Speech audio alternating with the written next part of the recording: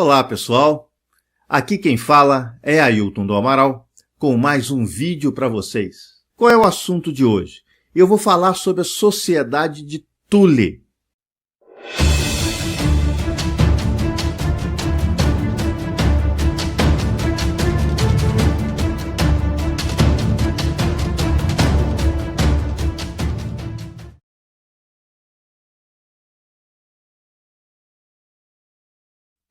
Pessoal, antes de começar o nosso vídeo, eu quero lembrar a vocês que existe um site chamado ajashop.com.br. Esse site é o meu site onde eu divulgo meus trabalhos, onde eu divulgo os meus cursos e divulgo também a parte de prestação de serviços de autoconhecimento, como mapa astral, e até mesmo uma consultoria holística, onde você pode tirar suas dúvidas pessoalmente comigo em um hangout particular com 1 hora de duração. Além disso, temos diversos produtos para a área de ocultismo. Eu tenho incensos, eu tenho porta-incensos, eu tenho uma série de produtos que podem aí também te ajudar nos seus rituais. Dê uma olhadinha lá, dê uma pesquisadinha lá, ajashop.com.br. É necessário eu falar sobre a Sociedade de Thule, porque essa sociedade foi a sociedade que deu início a toda a ideia de suástica e toda aquela ideia, e teve seguidores que foram assessores diretos do Hitler. Bom, um dos seguidores de Adolf Hitler foi Rudolf Hess. Gente, esse cara, ele foi um dos seguidores mais fanáticos do regime de Adolf Hitler, que chegava às raias da loucura, tanto era a sua devoção a Hitler e a devoção ao partido.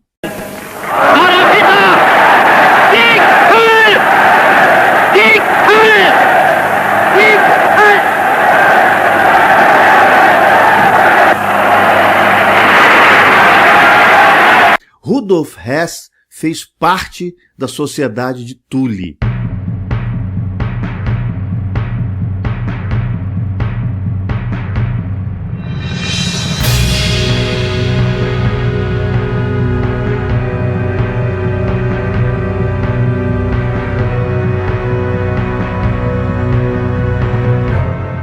Conforme eu já falei em vídeos anteriores, Hitler não fez parte de sociedade secreta nenhuma. Hitler apenas estudou algumas publicações e conheceu alguns líderes de sociedades secretas.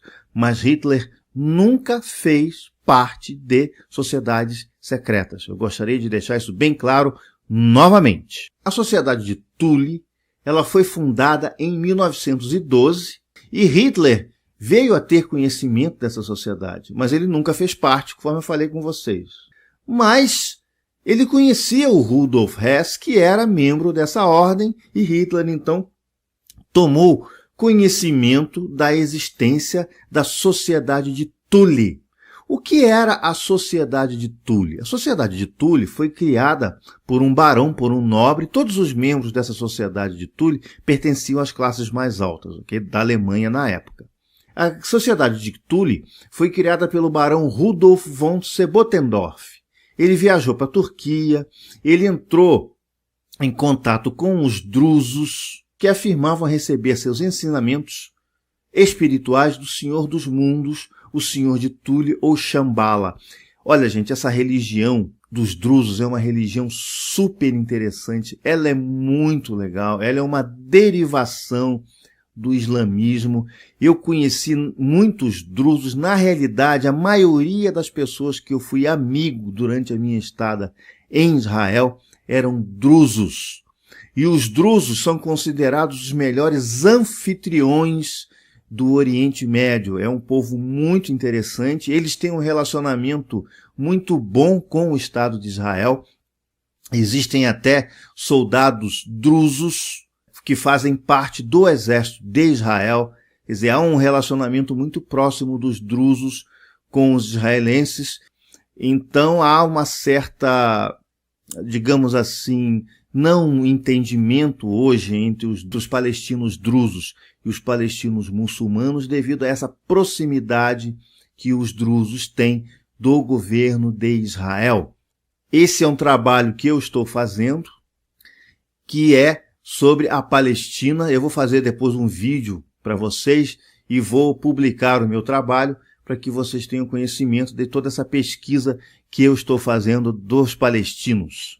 Então, a Ordem de Thule foi criada pelo barão Rudolf von Sebottendorf, que viajou na Turquia, entrou em contato com drusos. Vejam bem, gente, os drusos eles estão espalhados ali pelo Oriente Médio, pela Palestina, pela Turquia, tem drusos até no Egito.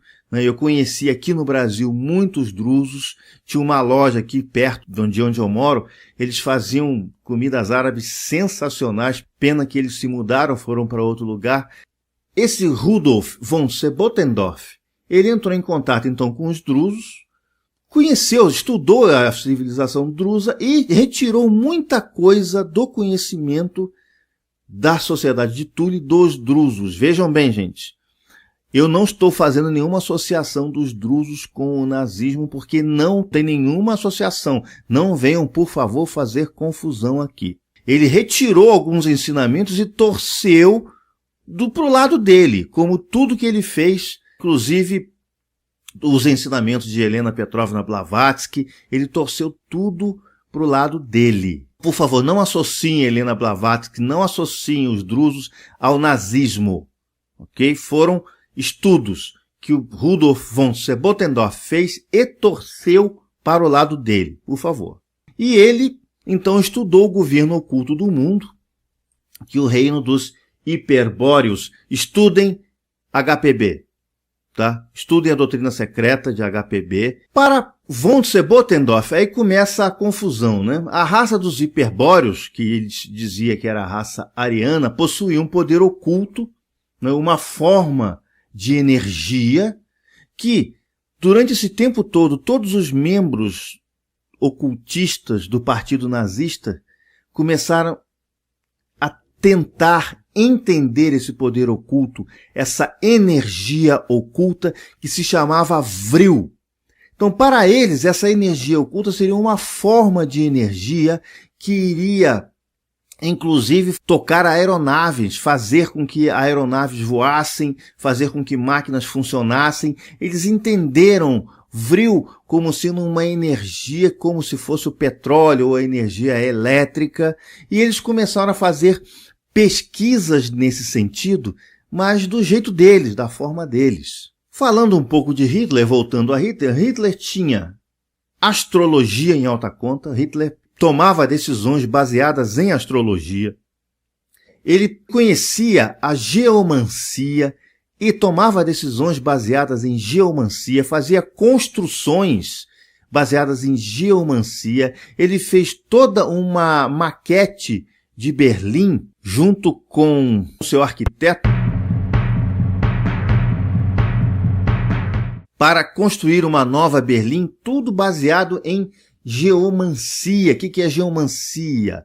É a ciência que estuda a energia da Terra, o que a gente chama de energia telúrica, estuda todas as veias energéticas do planeta Terra, né? Então, existem teorias, por exemplo, que existe na Serra do Roncador, aqui no Brasil, túneis que ligam a Machu Picchu, túneis que ligam ao centro da Terra. Existe uma teoria também chamada teoria da Terra Oca, onde a Terra não passa de uma casca e existe dentro da Terra uma civilização que vive dentro do planeta Terra, que são chamados de intraterrestres. Então nós temos os extraterrestres e temos também a teoria dos intraterrestres, que são civilizações que vivem aí no interior da Terra. É uma teoria parecida com aquele livro do Júlio Verne, Viagem ao Centro da Terra, onde uma equipe de cientistas entrou dentro do centro da Terra e encontrou ali civilizações, encontrou animais, encontrou até um sol que brilhava no próprio centro da Terra. Então são tudo teorias que cientificamente eu tenho que descartar, mas filosoficamente a gente tem sempre que pensar duas vezes. Às vezes a ciência, ela não é dona de tudo, ela não dispõe de todo o conhecimento e a gente tem sempre que manter, conforme eu falo com vocês em diversos vídeos, manter a cabeça aberta.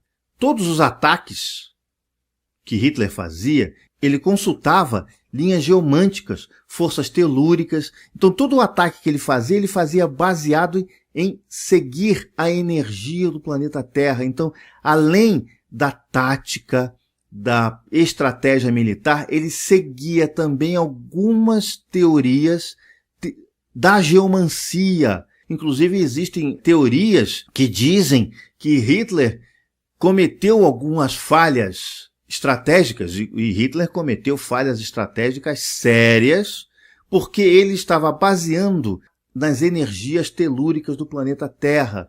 Por exemplo, ele cismar com Stalingrado. Por que ele cismou com ficar com Stalingrado? Por que ele não fez uma retirada estratégica de Stalingrado? Por que ele defendeu Stalingrado até o final? Por que ele quis fazer isso?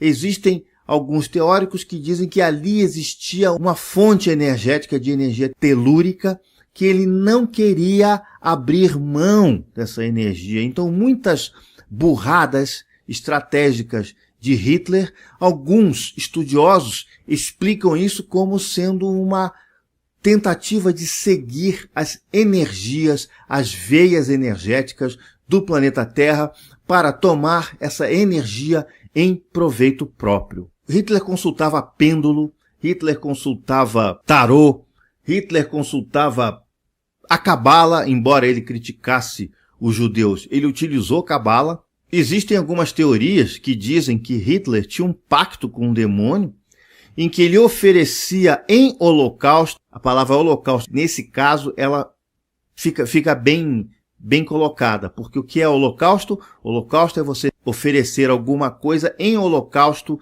a alguma divindade, alguma coisa. Então existe uma teoria que o Hitler estava oferecendo os judeus em holocausto ao demônio, ao pacto que ele fez com o demônio. Gente, isto são teorias não provadas de autores que não têm muita credibilidade, ok? Então, fica aqui constando que existem essas teorias, mas que eu mesmo não acredito, ok? Até que me provem o contrário, alguém me prove com argumentos em contrário, eu não acredito que a intenção de exterminar com os judeus fosse isso, porque os judeus não foram os únicos que Hitler estava exterminando. Os ciganos também, homossexuais, existiam negros, existiam todos aqueles considerados inferiores. O que Hitler queria, na realidade, era um genocídio e não um holocausto. Genocídio, você exterminar com o povo, com uma raça.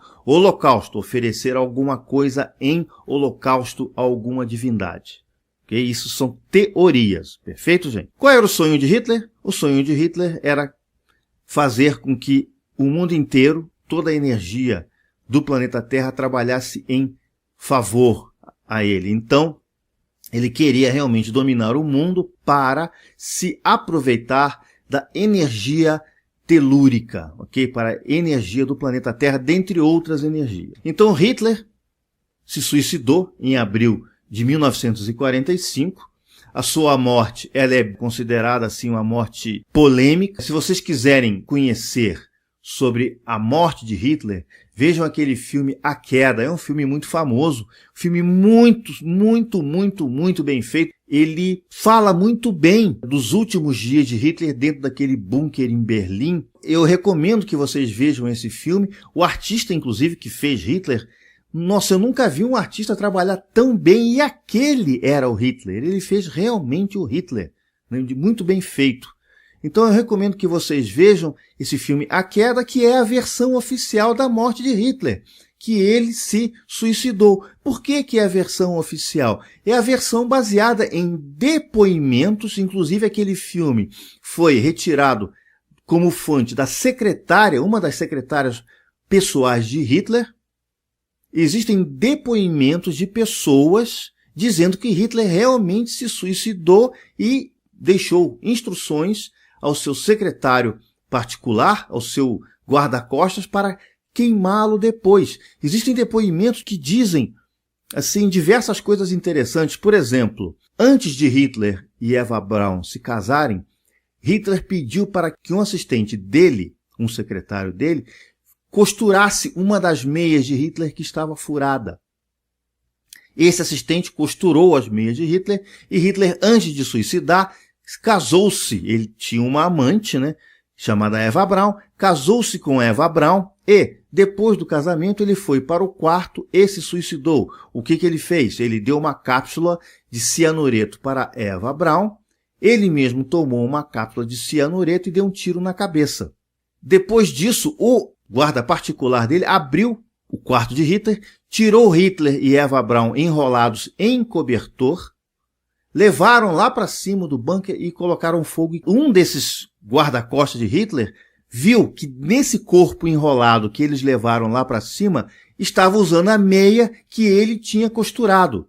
Quer dizer, isso é um depoimento importante, é um detalhe importante, que quer dizer que aquele que estava lá, realmente, que aquele cadáver que eles estavam levando lá para cima, era o cadáver de Hitler. E existem outros depoimentos que corroboram que aquele cadáver era o cadáver de Hitler.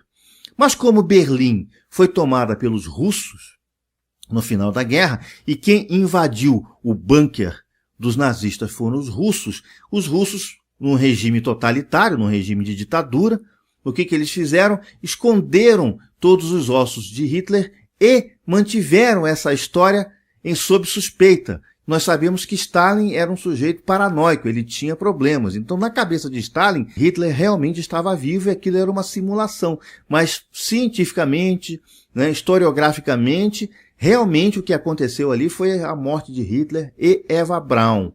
Então, existem aí os teoristas da conspiração que dizem que Hitler simulou aquele assassinato e fugiu para a América do Sul.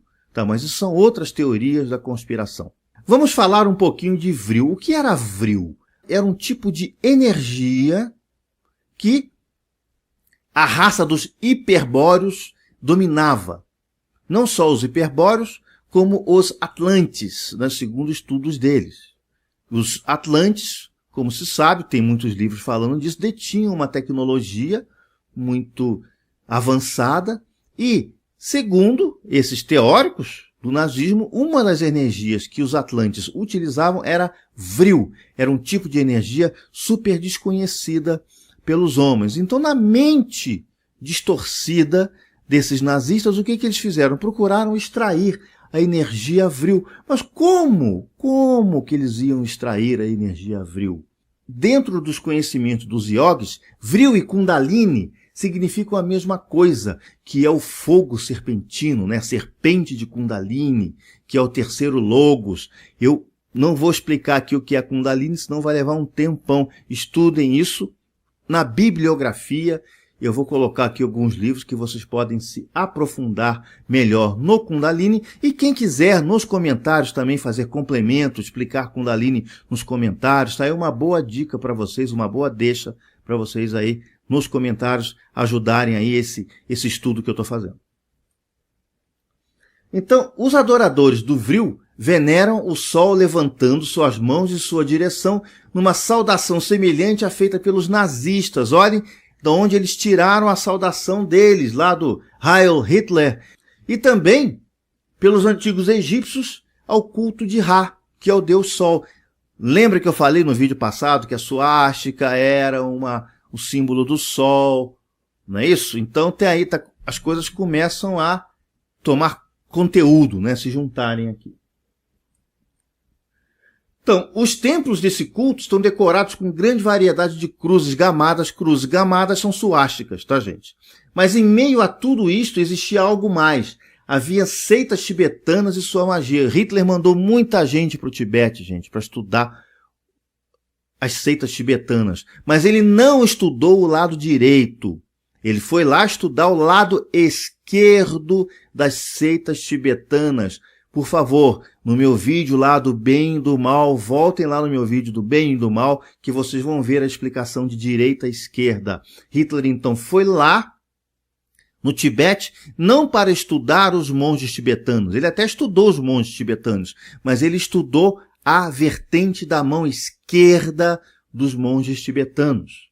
Atuli e seus seguidores foram profundamente influenciados pela magia negra tibetana e tiveram o mesmo contato com os Bonpos. Os Bonpos são os monges tibetanos que praticam a mão esquerda, o lado esquerdo do budismo tibetano, de toda aquela magia do Tibete. Os Bonpos tibetanos de barrete negro, eles teriam sido invocados para agir politicamente na Europa através de sua magia tântrica.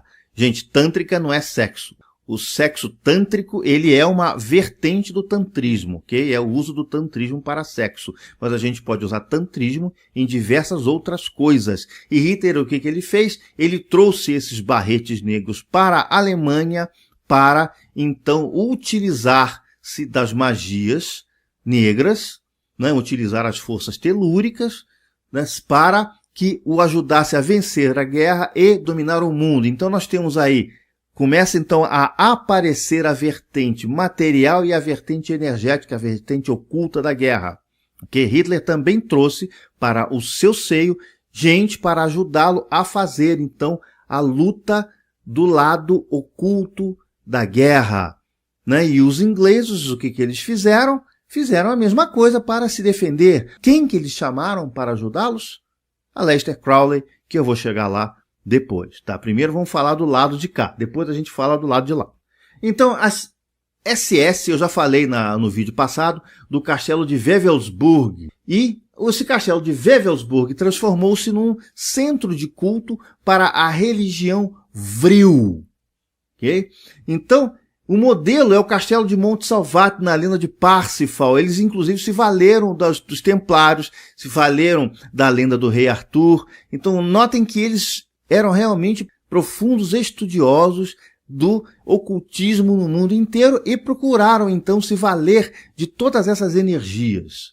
Também o Monte Salvat de Himmler deverá ser um santo grau. Então, ele considerou esse castelo dele em Wewelsburg como sendo a morada dos espíritos dos antigos cavaleiros da Távola Redonda. Isso é importante colocar. Né? Esse castelo ele foi praticamente construído por mão de obra escrava, por judeus de campos de concentração, por ciganos, por todos aqueles que os alemães consideravam Untermen, que eram seres inferiores. Inclusive tinha uma frase nesse campo, existia um campo de concentração perto desse castelo.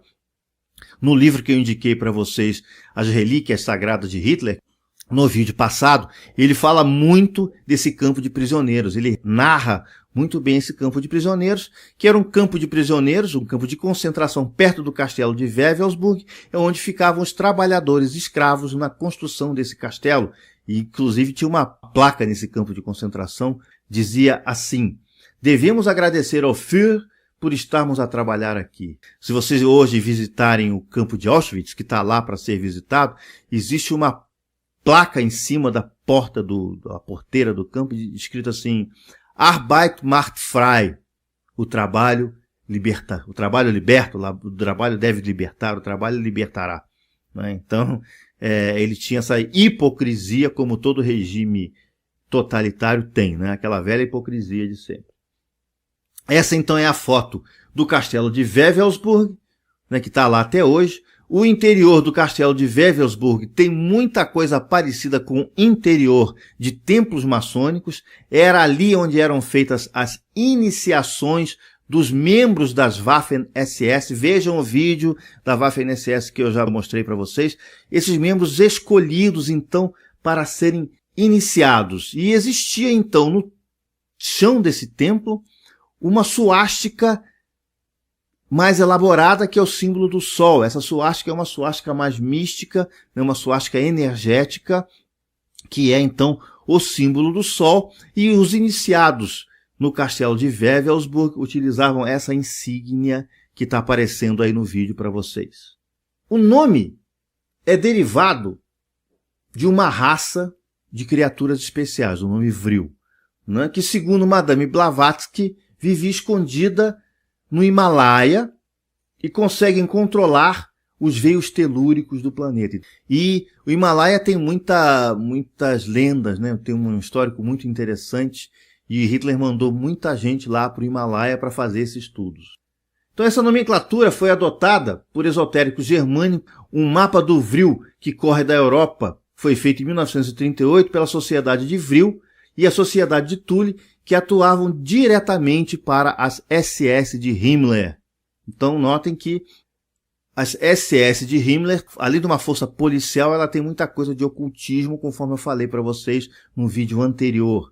E a teoria deles era que as mulheres eram as principais canalizadoras de energia Vril. Gente, os alemães fizeram todo o tipo de atrocidades para tentar conseguir obter esta energia que, segundo eles, movimentariam naves, e eles chegaram a projetar naves com o formato de disco, conforme vocês estão vendo aí nas fotos. Isso aí foi retirado de planos secretos de cientistas nazistas. Então essa coisa de disco voador, ela tem um início, né, uma ideia de que os nazistas estavam projetando discos voadores utilizando essa energia Vril. E o que eles faziam para obter essa energia de Vril? Todo tipo de atrocidades. Eles congelavam pessoas vivas, com congelamento imediato. Eles obrigavam pessoas a ter relações sexuais, e quando a mulher estava chegando perto do orgasmo, eles matavam a mulher para que essa energia fosse então transformada em energia Vril. Gente, todo tipo de coisa absurda foi feita.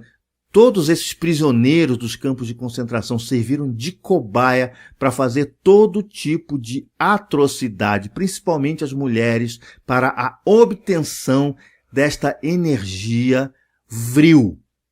Ok? Então a energia Vril, ela tem todo um estudo feito por Madame Blavatsky, que não tinha nada a ver com o que os nazistas tentaram fazer, então, esse estudo da energia Vril.